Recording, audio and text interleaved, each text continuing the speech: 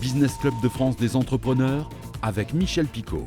Bienvenue dans le Business Club de France des entrepreneurs, une émission 100% reportage, 100% images. On commence tout de suite avec l'actualité. Dans l'actu des entreprises cette semaine, l'enseigne Camping Paradis vient d'ouvrir un troisième camping dans le Gard, à 2 pas du pont du Gard. Ce réseau de franchise issu de la série télé compte 90 établissements aujourd'hui et s'est fixé 150 campings d'ici 2026.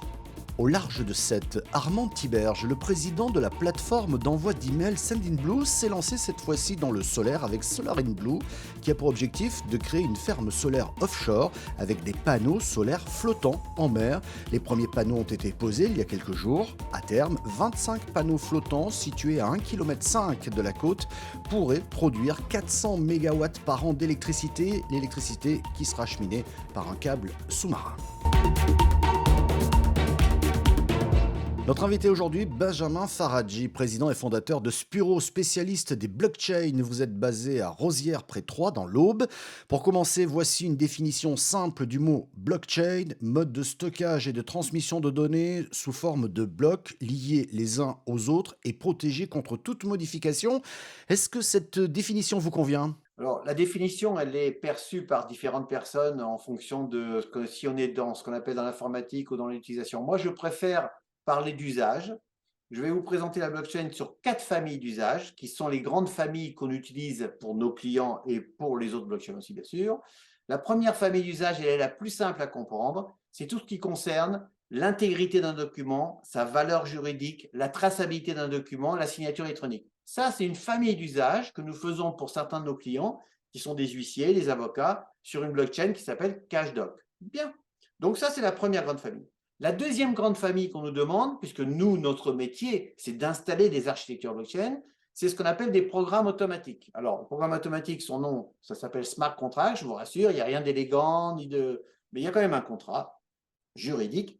Par exemple, pour nos huissiers, nous faisons des programmes automatiques de relance lors de réclamation des paiements. La troisième numéro famille, c'est la plus importante et c'est celle qui marque la rupture avec les traditionnels. C'est ce qu'on appelle des tokens, ou plus appelés NFT, tokens non fongibles. Pourquoi ? Parce que c'est la première fois dans le monde qu'on va pouvoir faire passer une valeur, un actif numérique qui a une valeur, qui sera peut-être le capital d'une société, qui sera peut-être une bouteille de champagne, qui sera peut-être un tableau, qui sera peut-être une image, va pouvoir passer d'une main à l'autre sans que personne ne puisse s'y opposer. Donc ça, c'est vraiment la vraie rupture. La quatrième famille, elle est très proche de la troisième famille, mais la différence, c'est que la troisième famille se fait avec de la monnaie fiduciaire, euro, dollar, yen, ce que vous voulez, qu'on connaît un peu plus quand même, et la quatrième famille se fait la même chose, mais en crypto-monnaie. Alors chez Spuro, vous créez donc des logiciels pour répondre à ces différentes exigences de sécurité et d'information, c'est bien ça ? Tout à fait. Non seulement des logiciels, mais des architectures. Par exemple, la première blockchain privée de France qu'on a installée, qui s'appelle CashSecure, pour un groupement de 80 huissiers et 200 cabinets d'avocats. Donc, c'est leur blockchain. Nous avons installé leur architecture. Nous avons aujourd'hui plus de 50 serveurs dédiés qui tournent sur toute la France pour leurs besoins et leurs applications. Donc, nous, on est des architectes, on est bien sûr une entreprise de services numériques, on développe, mais on installe des architectures blockchain uniquement dans le monde du privé, on ne fait pas de public. Revenons, si vous le voulez bien, aux NFT et aux crypto-monnaies. Oui, on l'a vu il y a quelques semaines, ces monnaies virtuelles ont directement ou indirectement secoué le secteur bancaire mondial, il faut bien le dire. Je sais que ce n'est pas l'activité de Spuro. Vous avez fait le choix, vous, des NFT. Explication de texte obligatoire. Un NFT, à quelle valeur ? C'est le prix que va fixer le propriétaire, me direz-vous, mais cette valeur est virtuelle, alors que le prix affiché par le propriétaire de l'objet à vendre, lui, est en euros ou en dollars. Prenons un exemple d'un NFT ou token qui vaut 100 euros. Il faut bien que je sorte l'argent, il faut bien que je sorte cette somme. Comment ça se passe ? Déjà, le NFT en lui-même, ce n'est que des chiffres informatiques sur une espèce de registre, une espèce de bloc-notes. Imaginez que vous avez un bloc-notes et vous dites « Monsieur Dupont vient d'acheter une action de la société Spuro pour 100 euros. » Tout ça écrit en informatique, chiffré, etc. Donc, vous avez une clé qui enregistre une information et qui dit que vous êtes propriétaire d'une action qui, au départ, vous avez acheté 100 euros, vous avez payé avec votre carte bancaire.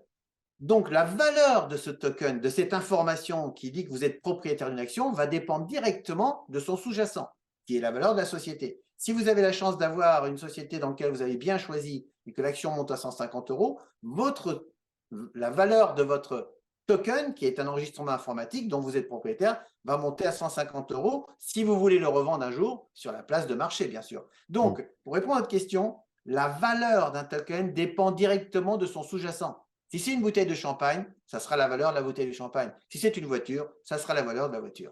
Et par définition, donc, un NFT a des données qui sont inviolables. Benjamin, vous avez parlé de bouteilles de champagne que l'on pourra acheter avec des NFT. On va parler de cette opération qui sera lancée là prochainement à l'abbaye de Clairvaux, c'est toujours dans l'Aube. Les vignerons indépendants de Champagne proposeront des bouteilles de champagne en NFT afin de financer une action RSE pour une opération en 2-3 soleils pour déployer des panneaux solaires dans certaines maisons. Pardon, mais moi, quand j'achète une bouteille de champagne, je sors ma carte bleue. Là, c'est en NFT. Ça veut dire quoi? Je fais quoi? C'est exactement la même chose. La seule différence dans un premier temps, c'est que ces bouteilles de champagne, qui sont au nombre de 90, vont être tous décorées par des artistes renommés. Ces bouteilles sont uniques. Les 90 bouteilles sont uniques. Chaque bouteille est décorée par un artiste. Alors maintenant, il y a deux solutions. Vous allez devenir propriétaire de ce sous-jacent grâce au NFT qui sera enregistré dans la blockchain. Donc, on sait que vous êtes propriétaire de cette bouteille qui sera chez vous en termes de physique, hein, ou alors qui sera chez les vignerons. Donc, ça, il faut un lieu de stockage, c'est évident. Maintenant, vous avez deux solutions. Soit vous dites, moi, c'est pour moi, j'achète, ok, je participe à l'opération et je mets la bouteille chez moi dans ma vitrine, on n'y touche plus. Donc, vous n'avez ni l'intention de le vendre, ni l'intention de faire des plus-values. Soit vous dites, cet artiste, j'y crois. Je pense que la bouteille qu'il a décorée, que j'achète aujourd'hui, mettons 500 €, demain vaudra 30 000 €. Donc, je pourrais potentiellement le vendre sur la place de marché et faire des plus-values. Mais si je décide de revendre, ça veut dire qu'il y a donc des places de marché pour mettre en vente cette bouteille et donc récupérer mon argent avec une plus-value? Nous, dans cette opération-là, pourquoi les vignerons sont venus chez nous? Parce que nous avons une place de marché. Nous sommes des spécialistes des places de marché en NFT. On peut prendre n'importe quel produit, on a une place de marché pour ça. On a une place de marché, ça veut dire que la personne qui va acheter lors de cette opération à Clairvaux la bouteille, encore une fois, je dis mettons à 500 € parce qu'il va faire plaisir, parce qu'il a envie de faire un geste, hein, d'accord? Bon, il a fait son geste. Après, il a deux choix. Soit il dit je la garde et à ce moment-là, le token qu'on appelle NFT, il va donner l'ordre de le brûler, de le faire disparaître en quelque sorte. On ne fait rien disparaître dans une blockchain, mais de l'invalider. Soit il dit non, non, on va garder le token sur la place de marché, donc indirectement la bouteille, parce qu'il pense, à tort ou à raison, que cette bouteille, dans 3 ans ou dans 10 ans, vaudra quelque chose en termes de valorisation en monnaie fiduciaire de 10 fois son prix, parce que c'est l'artiste qui va être reconnu. Et j'avoue honnêtement que nous avons des artistes, parce que maintenant je les connais, et ils sont sur le site, qui sont déjà de renommée internationale. Donc, c'est même pas. Enfin, je respecte tous les artistes et chacun doit avoir sa qualité. Mais il y en a qui sont plus connus que d'autres, quoi, qui sont déjà cotés en quelque sorte. Et je pense que quelques bouteilles vont se vendre non pas à 500 €, mais beaucoup plus. Dans cette période de réforme des retraites, Lionel Angon d'Anjois, 58 ans, a passé 40 ans chez PSA. Mais pour obtenir les tout derniers trimestres pour compléter sa retraite, il a décidé de faire de sa passion, le vélo, son nouveau métier. Il a donc créé une micro-entreprise de réparation de vélos. Nous partons en Moselle avec ce reportage de Jonathan Vaucher de Moselle TV. Je dévoile la roue, c'est-à-dire que je tends les rayons plus ou moins pour attraper le jeu qu'il y a dans cette roue, qui était légèrement voilée au départ. Après 40 ans dans le groupe PSA à Trémery, Lionel a été touché par un plan de réduction des effectifs. S'il pouvait terminer sa carrière sans travailler, il a préféré lier l'utile à l'agréable. Son hobby s'est donc transformé en métier grâce à la reconversion. Pour moi, c'était évident, j'ai toujours aimé le vélo. Depuis 1978, je fais de la compétition et je monte mes vélos, je les répare, tous ceux des amis et de la famille. Donc pour moi, c'était une évidence de créer une micro-entreprise dans le domaine du vélo. Donc j'ai commencé à travailler à 18 ans chez PSA, donc j'ai un cursus de carrière longue. Donc logiquement, tout devait bien se passer, j'avais mes trimestres validés. Mais là, avec la nouvelle réforme, ce n'est pas le cas. Donc il me manque quelques trimestres que je vais devoir valider. Ancien technicien voiture, cet Agondangeois de 58 ans s'est orienté dans un domaine porteur, les cycles électriques. Après une formation et grâce à une aide financière, il vient de créer son propre atelier. Oui, je l'ai créé spécialement pour la micro-entreprise, pour pouvoir travailler plus librement, recevoir les gens. Parce que c'est quand même un concept où les gens viennent, on boit un café, on regarde ce qu'il y a à faire sur leur vélo. L'avantage que j'ai, c'est que j'ai pas forcément... J'ai le temps, quoi, donc c'est plus convivial. Comme lui, ils sont nombreux à passer par les organismes de formation pour une reconversion. Un panel complètement différent de gens qui viennent.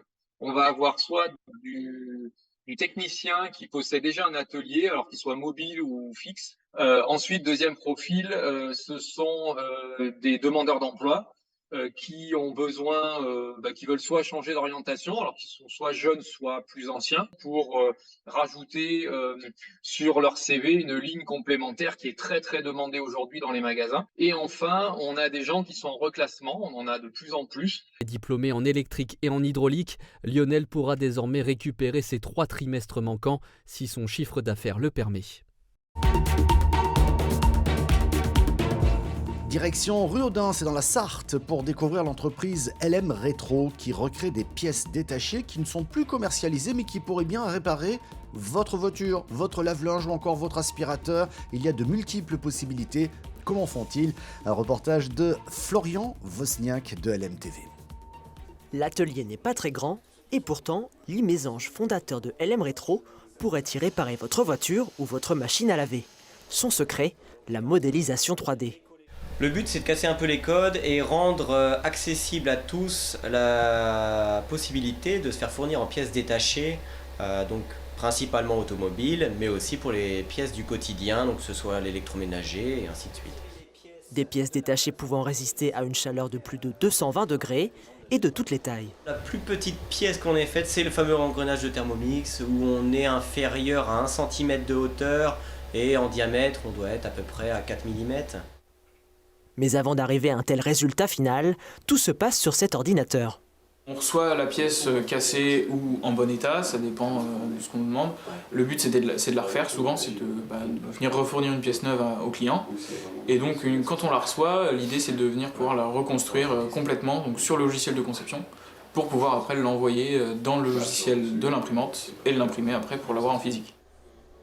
Avec plus de 900 commandes en moins d'1 an et près de 1500 pièces fabriquées, l'entreprise tourne bien. Aujourd'hui, c'est une demande un peu spéciale qu'a reçue Lee Mésange de la part du pilote professionnel Stéphane Romicki, habitué du circuit des 24 heures du Mans. Ma présence est notamment due à la création d'une pièce que j'avais demandé à Lee de créer, donc qui est la figurine d'un pilote posé sur un pneu. Une figurine dont le pilote sera le modèle et qui devrait bientôt voir le jour. Merci de nous avoir suivis. L'émission est disponible en replay vidéo sur le site internet de votre télévision locale ou sur celui de l'émission. Vous pouvez également nous suivre en audio podcast ou encore sur quelques radios un peu partout en France. Merci de votre fidélité et à la semaine prochaine.